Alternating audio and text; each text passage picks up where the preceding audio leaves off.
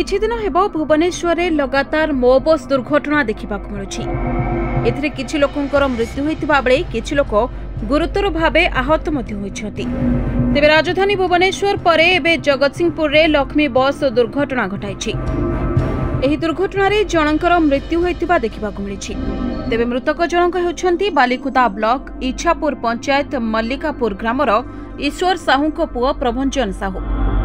प्रभंजन bike जोगे बालिकुदा को medicine पाई जाउतबा बेले सामना पटु लक्ष्मी बस तांकु धक्का देइथिला। एहा परे तांकु एम्बुलेंस जोगे बालिकुदा गोष्ठी स्वास्थ्य केन्द्र को अणा जाइतिबा बेले सेठारे डाक्टर तांकु मृत घोषणा करथिले। भाई 9टा बेले घर आइला सौदा में बालिकुदा को नागपुर पाखे मो बस बाड़े मार देछि।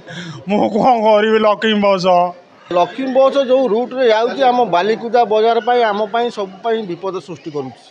पैसेंजर नांती से लक्ष्मी बस आम बालिकुदार अजथा गहली करी आम मानक सब हैरान करुछि। सरकार ये जो योजना ये ग्रामांचल पाई आम मान पाई भारी विपद सृष्टि करुछि। Jagatsinghpur Shivdutt Bharati report NNS Odia.